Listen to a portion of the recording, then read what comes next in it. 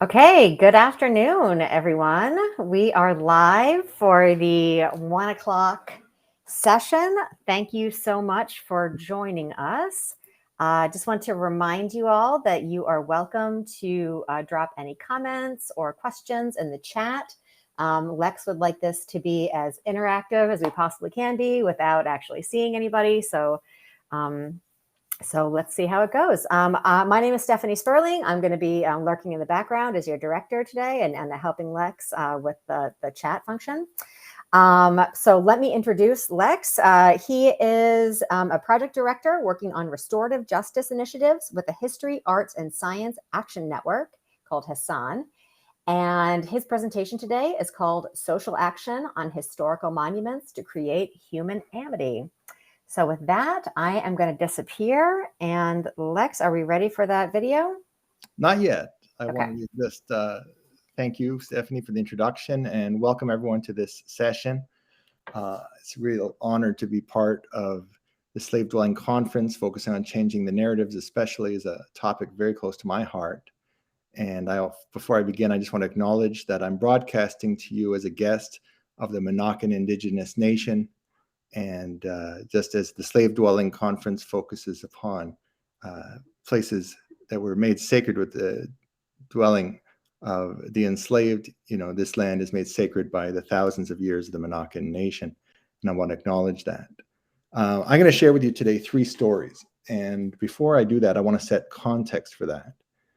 And the slave dwelling that I'm discussing is 6 feet below the ground, a cemetery that was used by those who were formerly enslaved in Washington, D.C. And it is hard to convey in words the desecration that took place to this cemetery in 1960.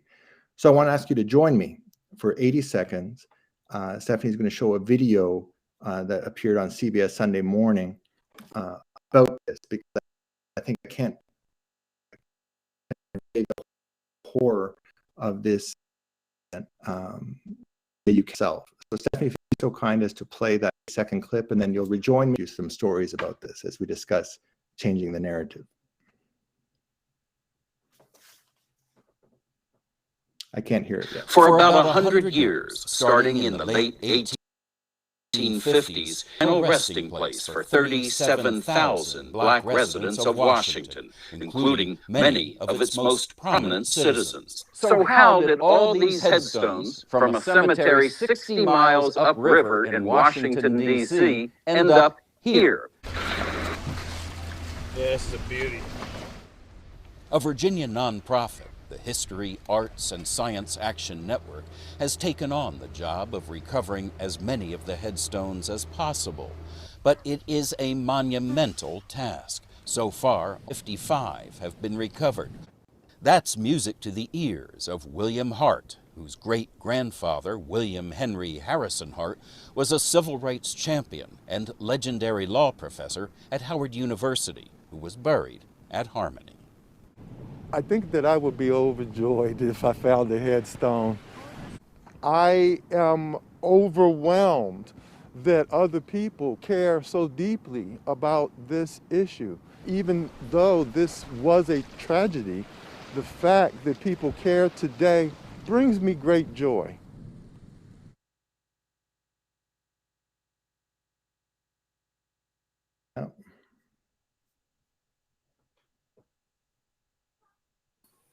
All right, sorry, Lex, you were muted for just a second there, but my presentation now. Okay.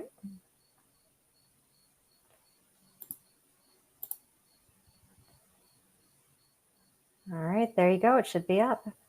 Excellent. Thank you so much. And this, I'm going to tell 3 stories about this cemetery as we change the narrative. Obviously, there's great desecration and pain to discuss. And on this infographic I have here that we're going to be referring to in today's presentation, downward slope of the population in Washington, D.C., shown in yellowish beige. And then there's another graph going like this, another line going like this, which is population in in Washington, D.C. And eventually they meet today about 50% of each. And this has created that white space at the top, what I call a oneness opportunity space. So as we move this discussion, we change the narrative from focusing upon the otherness that was cruelly displayed in that video and moving more to a story of oneness. So the story is going to begin in 808 in Washington, D.C., as we discuss in this first story, the creation of the cemetery. And in 1808, the Corporation of Washington, D.C. enacted its first apartheid law, the first time they began to sanction the life of people of African descent in Washington. And just 4 years after that, the Congress got involved. And the Congress said, yes, the corporation has the right to do this. In fact, they can put you in jail for 6 months if you break their laws. And so we can look at this as an apartheid system, right? Let's not call it Jim Crow, which is the language of otherness, which suggests that people of African descent deserve these laws, because of course, Jim Crow was a foolish character depicted in racist plays and therefore deserving of sanction, whereas really this is strictly apartheid. And I think the word apartheid has been given to us from South Africa to clarify the horror of these laws for everybody and the injustice of them. Let there be no mistake. But the resistance to these laws began just as quickly. Althea Turner, one of the earliest images we have of an African descent American in DC, purchased freedom of her family, like the famous pastor, Mr. Cook, by selling fruit in front of the White House in Lafayette Square. Her, together with Moses Liverpool, who was the first African descent American to buy property in 1804 in DC, another sign of resistance to these apartheid laws. And George Bell, together in 1807, they opened a school of African descent in Washington. But just like Providence Hospital, we don't mark this school in popular DC imagination. It's below this hospital unmarked, even though it's such a monumental action in a time when the education of people of African descent was illegal. If they were enslaved, here was a school to educate them, which had to undergo severe supervision and sign notices that they won't write any manumission papers with the writing that they learn. And the resistance grew as they began to build places of worship for themselves, because the John Wesleyan idea of everyone being under one God was rudely disrupted in 1819 when those people of European descent noticed that their churches were starting to get crowded in the Episcopal Church in DC. And so they built a balcony. And of course, people like Moses Liverpool, George Bell would not stand for this. And they went off and they formed this church, which still stands today, over 200 years old. And many of the people who formed this church went on to form the cemetery as they became more comfortable in this space of creating a space for people of African descent in the city. And the greatest challenge to these apartheid laws came from an unlikely place, or perhaps a likely place, Mount Vernon. In 1802, William Costin came from Mount Vernon, and he spent his lifetime liberating family members from Mount Vernon, purchasing their freedom. And William Costin was involved in these movements, like the establishment of that church, the establishment of the Masons. And he said, I don't accept this law. How can you just make a law in 1821 where you could re-enslave me at your will and whim? And he went before Judge, forgetting his name, William Cage, and William Crunch. And William Crunch was an actionist. He's actually the nephew of President John Adams. He went to HASAN, John Quincy Adams, an ardent abolitionist, and he supported and ruled in favor of William Costin, and then that these laws don't apply to those people who lived in DC before 1821. So he created a little more space for the community to exist. And John Cook, who we mentioned earlier, whose aunt Althea Turner had liberated him, had established this wonderful cook school in DC. And William Costin established the first Prince Hall Masonic groups in the South.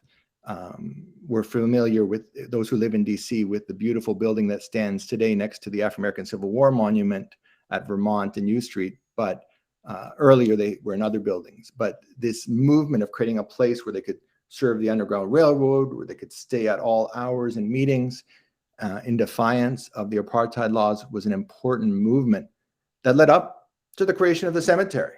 So in 1828, Francis Datcher, a caulker down at the Navy Yard who had purchased his freedom, William Costin, they all got together and they formed a cemetery. So we actually had a space to give dignity and eternal rest to our beloved.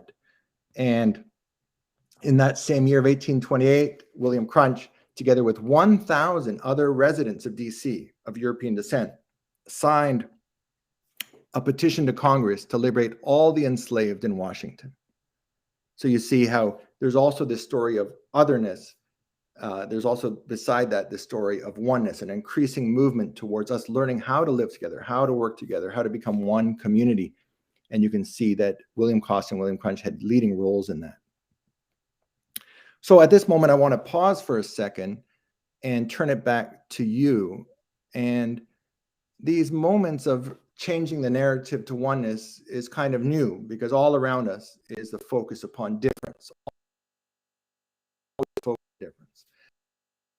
Always focusing upon the, and amongst the tragedy, we have great victories.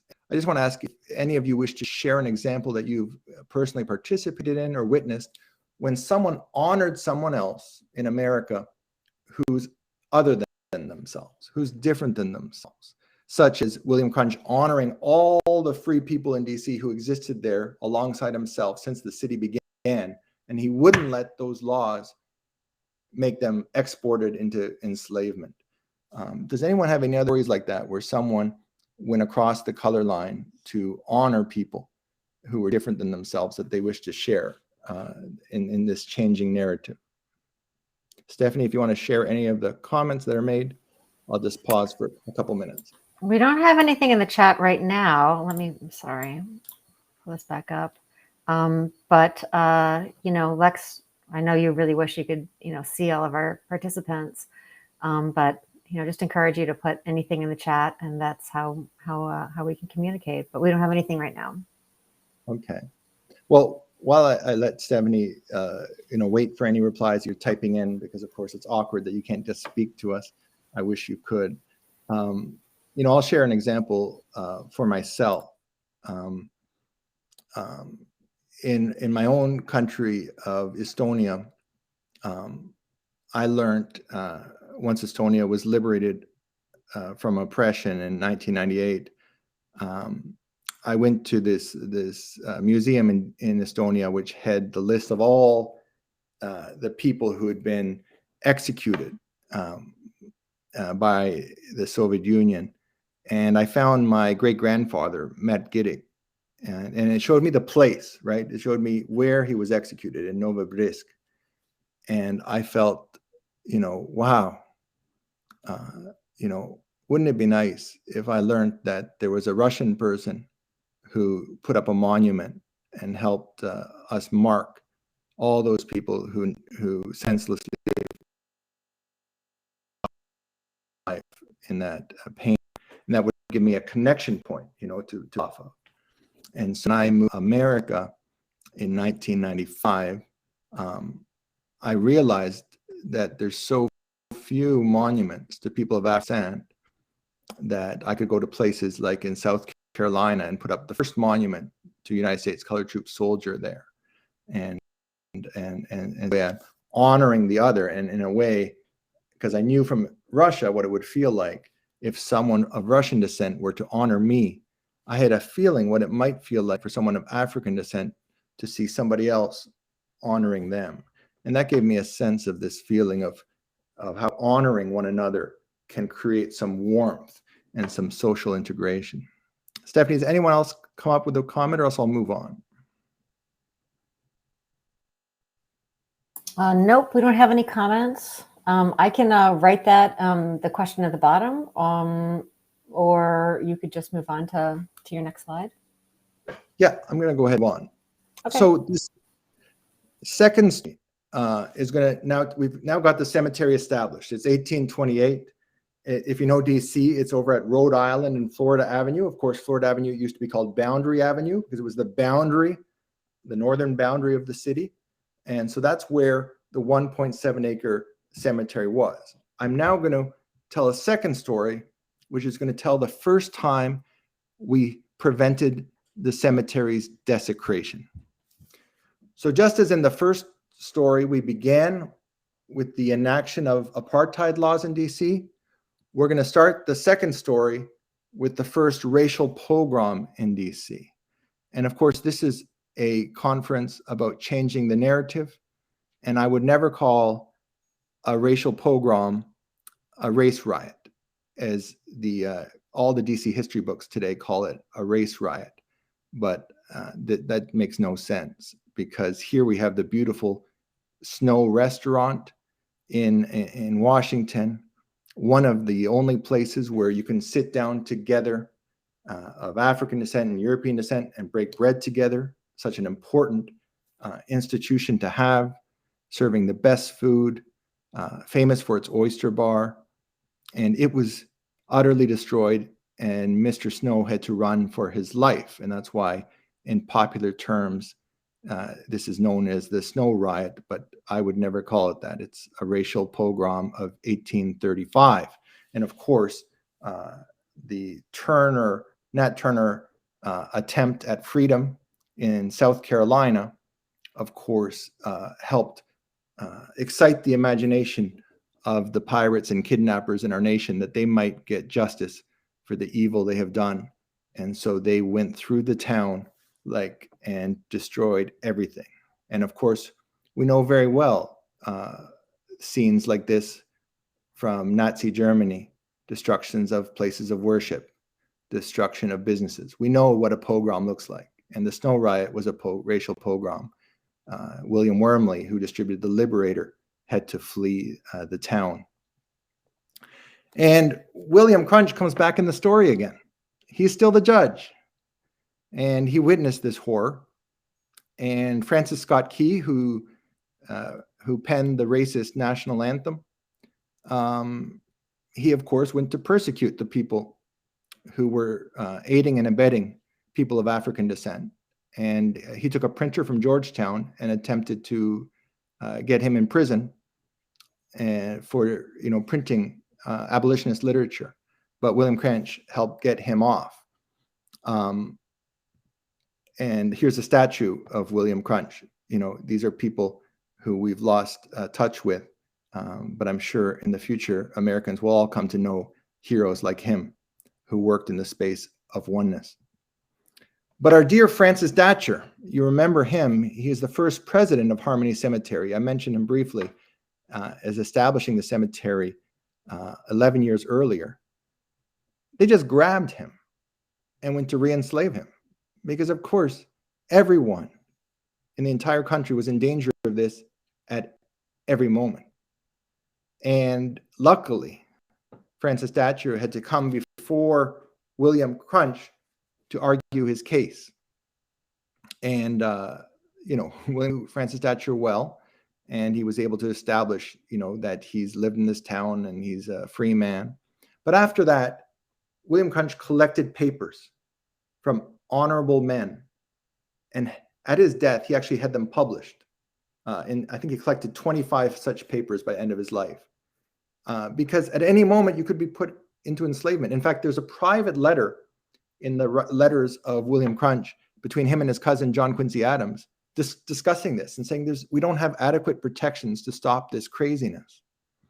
And Simon Cameron, the future Secretary of War during the Civil War, was one of the gentlemen who wrote a letter for Francis Datcher. And I'm so glad that they wrote these letters, because it helped him to protect himself, to continue to administer the cemetery. And you can see how they were able to use that as a weapon to target leaders like him and attempt to re-enslave them. But others had had enough, because, of course, right after that, incident in the 1850s, they established the Re-Enslavement Act, the so-called Fugitive Slave Act, but effectively a re-enslavement act of anybody they wish to enslave. And so this led many to leave to Canada. And one of those, of course, was the famous Shad family. Remember the Snow restaurant that got destroyed? Well, the Shad family took over that restaurant and continued to run it. So we continued to have a restaurant in town where people of European descent and African descent could break bread together, that important role. They went to DC, and Mary Ann Shad became the first African descent female newspaper editor in North America with the Provincial Freedmen, as she was helping people who were coming up by the thousands up to Canada for freedom. And she wanted to help them get organized, establish such cities as North Buxton, which you can still visit. Every Labor Day, they have a huge event there. If you've ever wanted to go and see what those freedom seekers who left America and are still in Canada are doing, you can always go to North Buxton and join their Labor Day celebration. And happily, Mary Ann Shad, her house is now a national monument in DC, and she was buried in Harmony Cemetery. But because of this strange movement, her uncle, who ran the restaurant, has his grave here in Canada still, far away from his family. And as you can see, not well cared for. Sadly, the Shad family moved back to America, but those who were buried in Canada are now left without nearby family to tend to their graves due to this sad injustice. But at that same moment, something was happening with Harmony Cemetery. It was forced by law to move from where it was to north of Boundary Street. So they took that opportunity to buy this 17-acre lot that you see here up road where Rhode Island Metro Station is now. And they purchased this land. And so now they have a great space to bury thousands and thousands. In the end, 37,000 Americans of African descent were buried here. And at the same time, of course, as this is happening, this movement to the new cemetery, you have John Brown's raid and the Civil War is about to start. And of course, Perry Osborne was the one gentleman who survived the raid. And he went on to join the Union Army and fight for the freedom of 4 million freedom seekers. And he's buried at Harmony Cemetery. And he wrote a book about Harper's Ferry as an eyewitness account I encourage everyone to read. And we're so honored, to have a cemetery where we can visit such a hero right at your access. Whenever you're in DC, you can visit a hero of Harper's Ferry. And Francis Datcher in 1861, as the Civil War started, here's a letter he wrote to the U.S. Army to protect the cemetery. They were chopping the trees down. They were taking the fences away for use by the Union Army. And he successfully defended it from that desecration act. And so Francis Datcher wrote this letter in 1861 in defense of the cemetery. So you can already see how already then we've had to defend this cemetery from desecration. Even in 1861, just, what's that, 33 years after it was established. And I want to close this second story with this beautiful image that should become famous, one day will be famous. Here we are at where Garfield Elementary School now sits, in the Shaw neighborhood of Washington, D.C. And this is Camp Barker. So in 1862, the year after Francis Datcher established the freedom, other future cemetery residents, James Wormley was the banker for the Freedmen's Bureau, or Refugee Bureau, set up by Elizabeth Keckley, Mary Lincoln's dressmaker. She set up this institution to take care of these individuals. And look at that. They're already all reading. Remember, it was illegal for them to read. So this is something they've learned in this camp. And here they are singing or reading to President Lincoln. President Lincoln visited Camp Barker while he was writing the Emancipation Proclamation. And this picture just captures so much. We can go into it for a long time.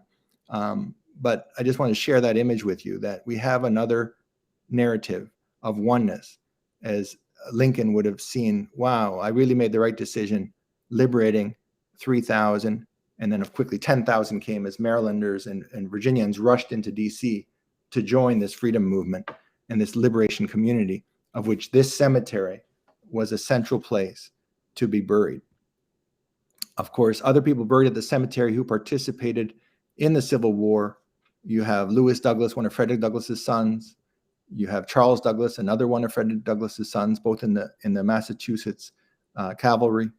And you have Christian Fleetwood, who won a medal, who was awarded a Medal of Honor for his work and his heroism at the feint at Newmarket Heights just before we took Richmond. And all three of the soldiers were there when Richmond fell and got to witness the fall of the Confederate capital. What a moment they must have always remembered. And to think of their graves being desecrated is just unacceptable. Elizabeth Keckley, her cemetery, as I said, was there, and she began the tradition after she helped the freedom seekers who got liberated. She then moved to the veterans of the Civil War and helped them to be liberated as well, and founded the Veterans Association. So that brings me in my second participation question. Not only is it rare for us to witness events of Americans honoring someone other than their own group, it's also rare to see two groups who are different work together for mutual advancement. So I wanted to ask if anyone has a story they want to share, something they've witnessed, or a famous moment that they love to think about of mutual cooperation for mutual advancement, such as the Civil War provides, when 219,000 African descent soldiers joined with millions of European descent soldiers to liberate 4 million individuals who would give their full share and participation in the American democracy.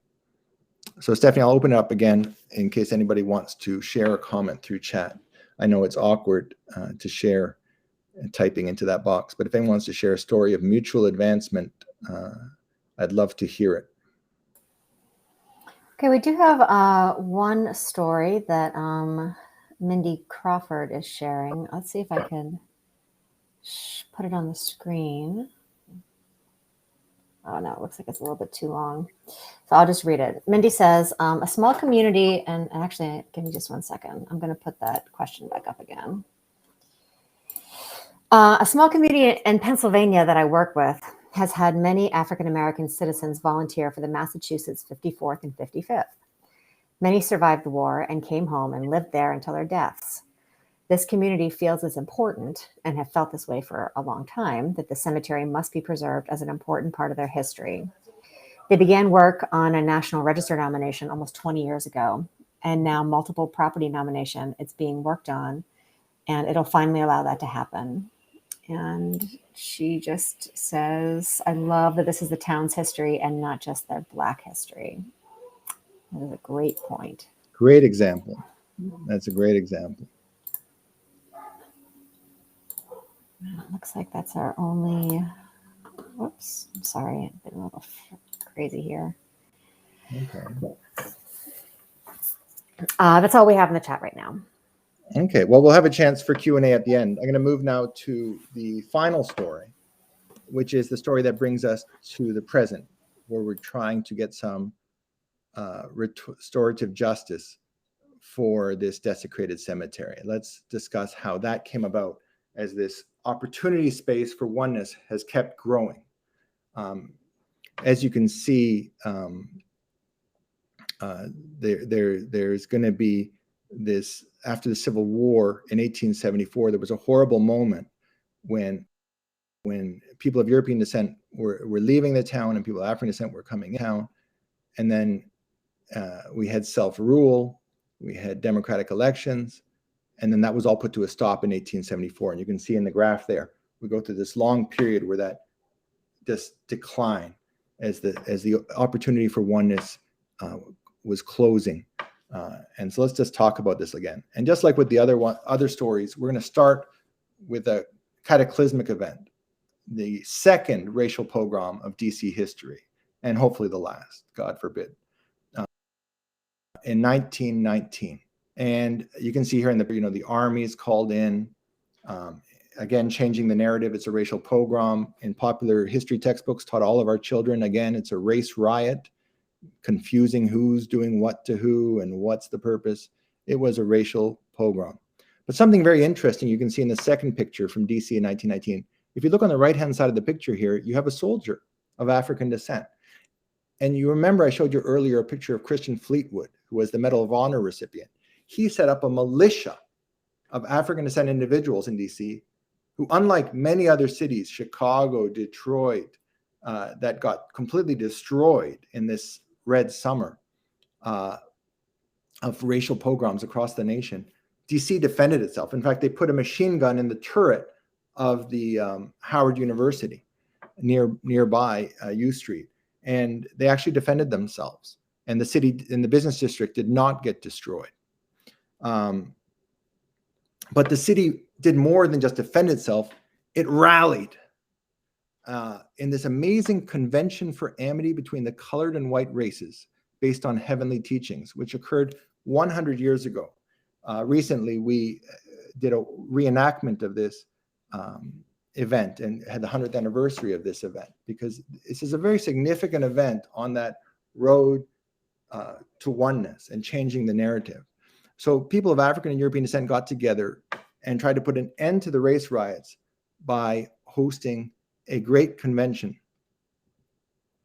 In this picture is Pocahontas Pope, one of the leaders who established this interracial community of people of the Baha'i faith, who organized this conference together with the whole of the Washington community.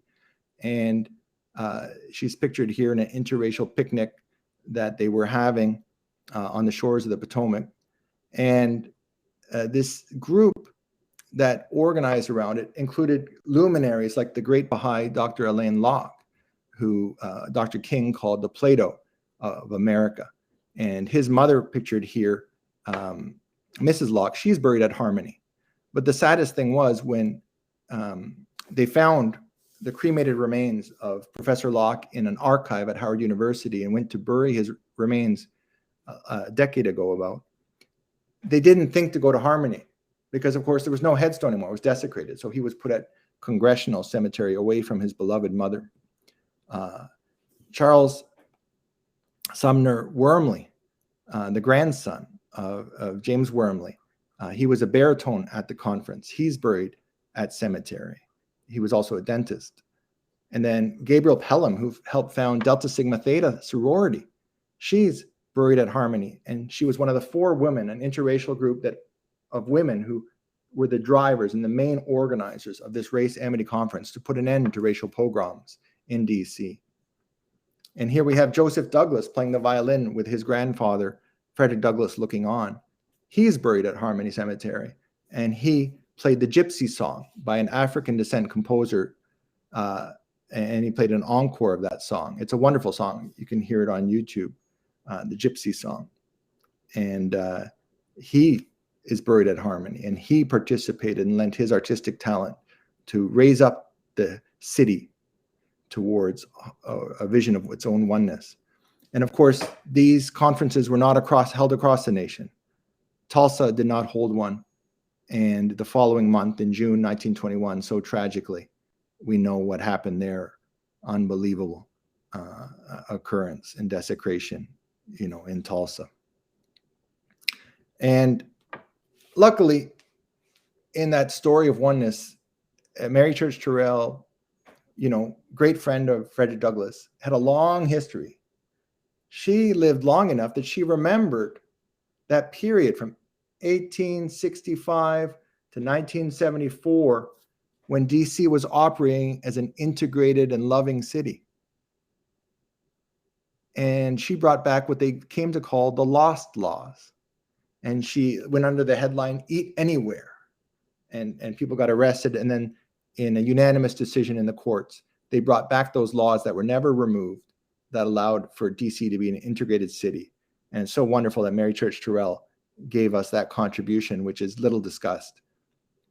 And her husband, Judge Terrell, was also buried at Harmony. But Mary Church Terrell had an inkling of what's going to happen to Harmony, and she disinterred her husband, and they moved them to Fort Lincoln Cemetery together. So then, in 1960, there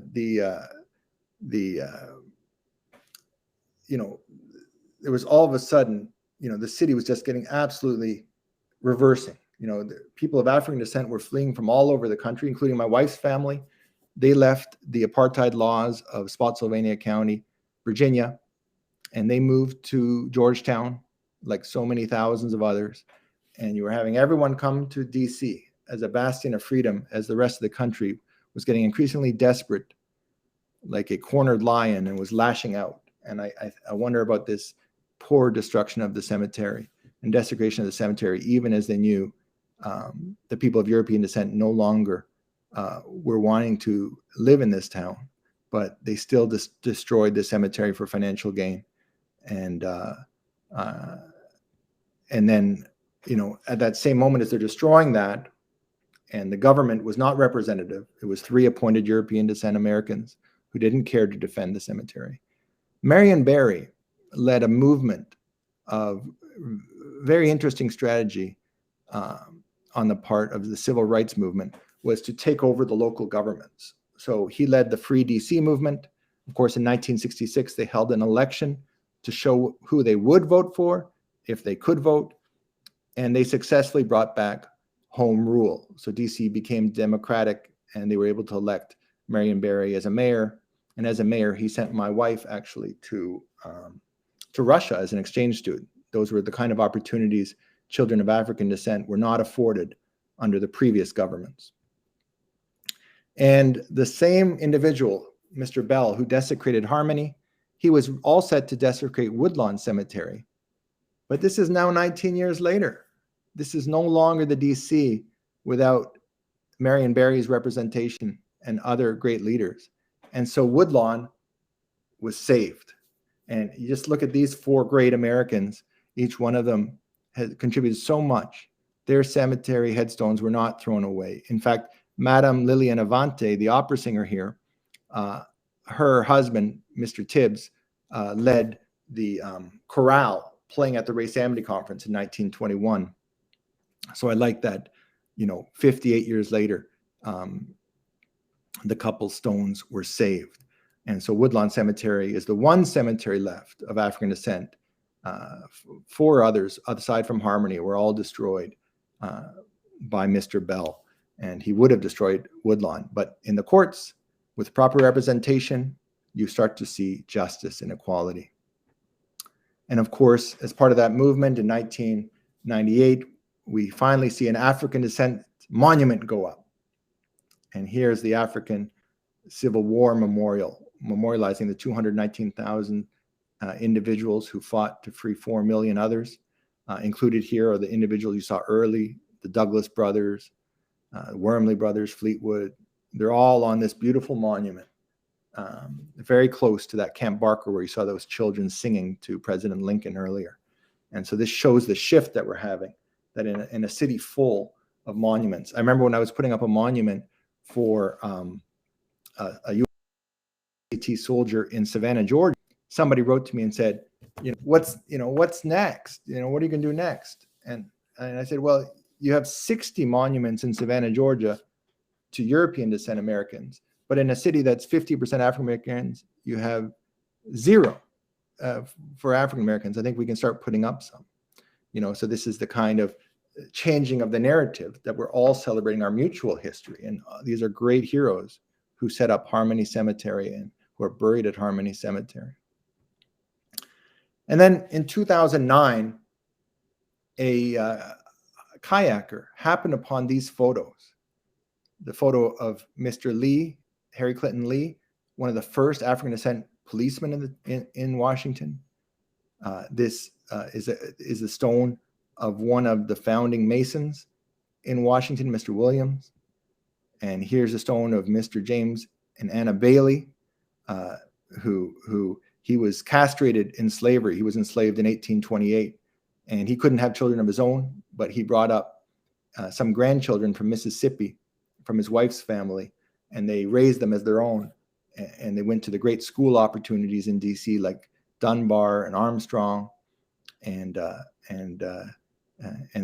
so like that stone is now cast aside. Somebody who worked so hard. Eleanor Roosevelt gave him a cane for his service in Washington D.C. A cane the family still has, but yet here was his grave. And so I wanted to I was moved right away to take them all and bring them back to Maryland. But I was told as a private citizen, I can't do that. I can't just go here and grab them and bring them back. So I discussed with my wife, what can I do? And this is Father's Day 2 years ago. And my wife decided to take me to the Slave Dwelling Project to consult with my friend, Joe McGill. And the Slave Dwelling Project was just 20 miles away from this desecration scene. And so Joe and I had been friends for many years. We worked together in South Carolina and founded the South Carolina Afro-American Historical Alliance and to put up headstones like we did for Louis Noisette from the 33rd United States Colored Troop. He joined as a 13-year-old drummer boy in that regiment. And his family lives today in New York. And we put up this stone for Louis together. And I said, Joe, do you want to do this project? I got to work with an organization. Does the Slave Dwelling Project want to work on this project? And he said, well, it's not a perfect fit for what the Slave Dwelling Project is doing right now, but let me introduce you to Dr. Kelly Dietz. This is a picture I took on that day. Being an amateur historian, I recognize this might be a historic moment. And I was introduced to Dr. Kelly Dietz, and her and Justin Fernal had just finished returning the skull of Nat Turner to Nat Turner's family, his descendants, after 200 years. So that moment of restorative justice caused Justin and Kelly to found HASAN, the History, Arts, Science, and Action Network, to continue this work of restorative justice. And I said, well, what do you think of returning these gravestones to the families? It seems in line with what you're doing. And they agreed, and they've become enthusiastic supporters of this project. And I'm so lucky that Joe and the Slave Dwelling Project connects people like all of us here who are all working in this space and can all help one another achieve more through our collaboration. And so we began this restorative justice project, and it has three aspects to it. One, we're going to take all the stones out of the river that you can read and return them to where the bodies are. We're going to create a memorial trail in the cemetery where all the names of those who were desecrated, so the families who have been just going to empty fields and just seeing nothing, can now see a name, can know that they were there, and we can share their stories. And out in the Potomac, where all the stones were placed on the riverbank, as you saw in the video, we're going to shift them out about 30 feet offshore and create a living harmony wall, behind which we're going to create grass and wildlife behind it. You can see here Dr. Frank Smith from the African-American Civil War Monument. He's involved. Kevin Green from Frederick Douglass's descendant, he's involved. And there you see Governor Northam of Virginia, who led the requisition of $4 million for the project from the government of Virginia. Here you have William Costin's descendant participating in the project. And here's a grandson, a 4-year-old child stone we found out of the river, grandson of James Wormley, who we discussed earlier. And here's the stone cleaned up, and my daughter's putting a flower on his grave. And a descendant of James Wormley, related to Elbert Cole, that child, is now serving as a Commerce Secretary in the Biden administration, Don Graves Jr. So you can see how such an arc has taken from the family being in danger of being re-enslaved at any moment to helping to run this great governments. Another one is Reverend Wiseman's son was found, and his great-great-granddaughter is part of the project to restore these stones. So it's bringing people together. We're working together and creating this sense of a different kind of DC, one that works together for justice, for truth, and doesn't see us and them, just sees a we. And so with that, Stephanie, we just share the whole screen. We have a minute for a question.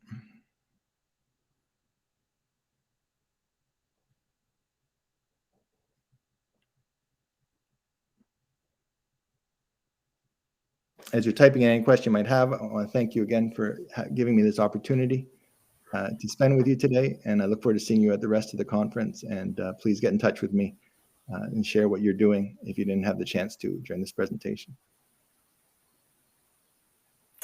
Well, thank you so much, Lex. That was awesome. You're doing great work. You know, the road to oneness is long and winding, I think. But thank you. Thank you for all that you do. And thanks to our audience. And enjoy the rest of the conference. Great.